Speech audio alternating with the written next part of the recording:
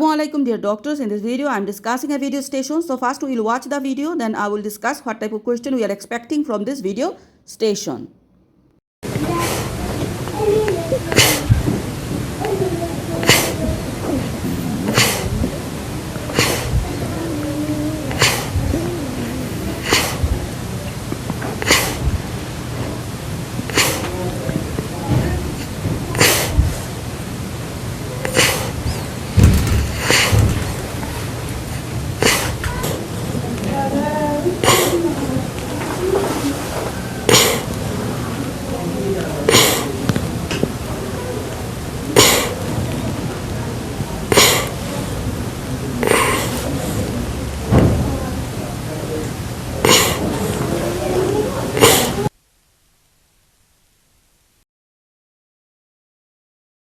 First question is that what you see in this video. So I can see a 5-year-old child. He is in hospital setting. He looks well grown for his age, but I would like to plot his measures on appropriate growth chart. He is in respiratory distress as evident by tachypnea, subcostal, intercostal and suprasternal retractions with dropping of the right shoulder on sitting posture.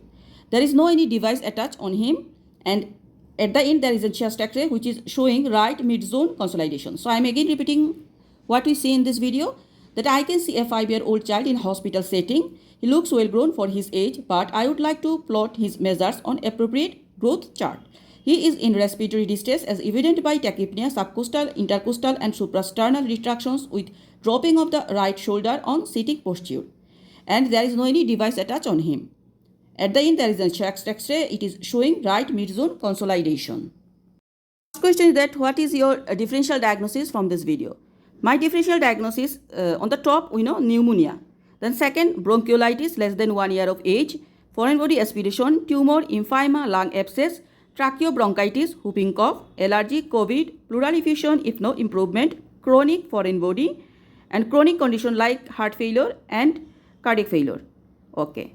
So we in the NICE guideline there is the left one is the row. We always follow the NICE guidelines. So the differential diagnosis we mentioned, that is on top pneumonia, and the second one is bronchiolitis less than 1 year, foreign body aspiration, tumor, emphysema, lung abscess, tracheobronchitis and whooping cough.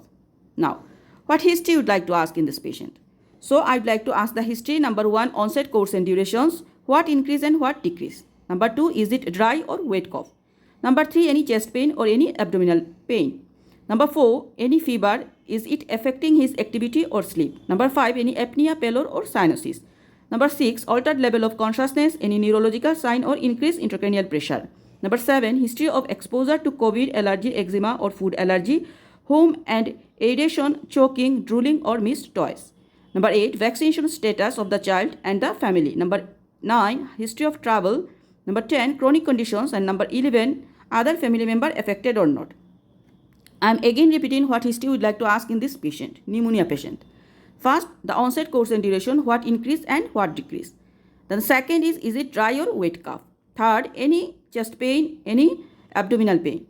Number 4, any fever, is it affecting his activity or sleep. Number 5, any apnea, pallor or cyanosis.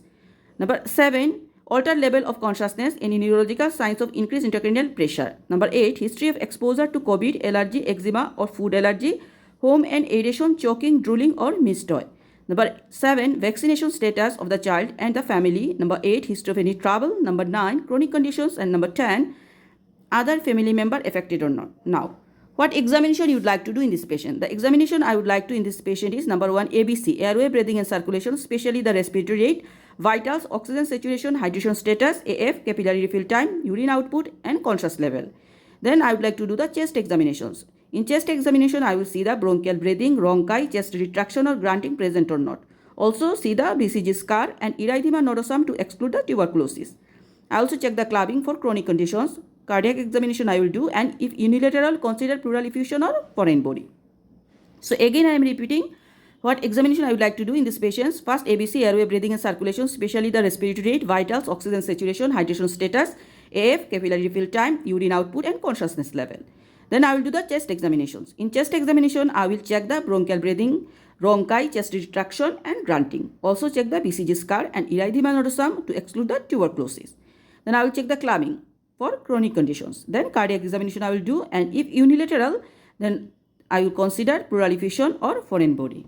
Next, what investigation you would like to do in this patient? So investigation is mainly a clinical diagnosis. And the lab I will do the full blood count, capillary fill time, urea and electrolyte for IADH, then culture sensitivity and sputum culture. If suspect tuberculosis, IgRA and Montauk's test, perinatal swab to exclude the pertussis. Imaging, I do the chest x-ray in severe case admitted to the hospitals. So chest x-ray is not indicated in mild cases of community acquired pneumonia who are not admitted to hospital. Do not perform lateral x-ray routinely. Chest ultrasound and pleural fluid aspirate and culture if suspecting pleural effusions. And others investigation I will do the mycoplasma titer, pertussis, PCR and respiratory viruses. So I am again repeating what investigation we will do in these patients. So pneumonia, it is mainly a clinical diagnosis. We do the lab, these are full blood counts, CRP, urea and electrolyte for SIADH, culture sensitivity and sputum culture. If suspect tuberculosis, we do the IgRA and Mantoux test. Paranasal swab to exclude the pertussis. We do the imaging, that is chest x-ray in severe cases admitted to the hospital, not indicated in mild cases of community acquired pneumonia who are not admitted to hospital. Do not perform lateral x-ray routinely. Chest ultrasound and pleural fluid aspirate and culture if suspecting pleural effusions. Others we do the mycoplasma titer, pertussis, PCR and respiratory viruses. Now, how can you manage this patient? So I am telling how can we manage. If the condition is severe distress, we admit this patient. Then antibiotic for pneumonia. If saturation or partial pressure of oxygen is less than 92% in air, prescribe oxygen, gentle suction to clear nasal secretions, analgesic, antipyretic, IV fluid and start antibiotics. So in case of uncomplicated pneumonia, we give oral amoxicillin. If vomiting, we give intravenous benzathiopenicillin. Severe, we give IV coamoxiclav plus oral macrolide. If influenza, then coamoxiclav plus oseltamivir. Staphylococcus aureus, coamoxiclav or flucloxacillin. Aspiration, we give coamoxiclav. And hospitally acquired, then we give the tazocin. So if the condition is improving in 24 to 48 hours, change IV to oral. Physiotherapy once cough is productive plus maintain hydration by oral or IV. If oral not tolerated, on 80% maintenance. If not improving 24 to 48 hours, then we repeat the x-ray plus review the treatment. So the treatment duration is uncomplicated, total course of 7 days, complicated or staphylococcus, then total course of treatment is 14 days, and community acquired, total course of treatment is 14 to 21 days. So in this video, in this patient, what is the treatment? That is, it is a severe distress we are seeing, we admit these patients. Then we give antibiotics for this pneumonia. If SpO2 less than 92% on air, we prescribe oxygen, gentle suction to clear the nasal secretions, analgesic, antipyretics, IV fluids and start antibiotics.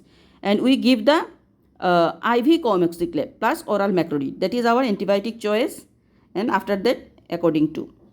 Now, question is, what is the indication of admission of pneumonia patient in hospital? So the indications are: number 1, age less than 3 months, SpO2 less than 92%, respiratory distress in the form of tachypnea, apnea, grunting, pleural effusion and shock. I am again repeating the indication of admission pneumonia patient in hospital are age less than 3 months, SpO2 less than 92%, respiratory distress that including tachypnea, apnea and grunting, pleural effusion and shock. What about the discharge and follow-up of pneumonia patient? So follow-up if X-ray, round pneumonia or collapse or persistence of the symptoms. Hospital follow-up, previous respiratory tract infections, failure to thrive. And GP follow-up up to 6 to 8 weeks, other cases. So I am again repeating the discharge and follow-up of pneumonia patient. Number 1, follow-up X-ray. If round pneumonia or collapse or persistence of the symptoms.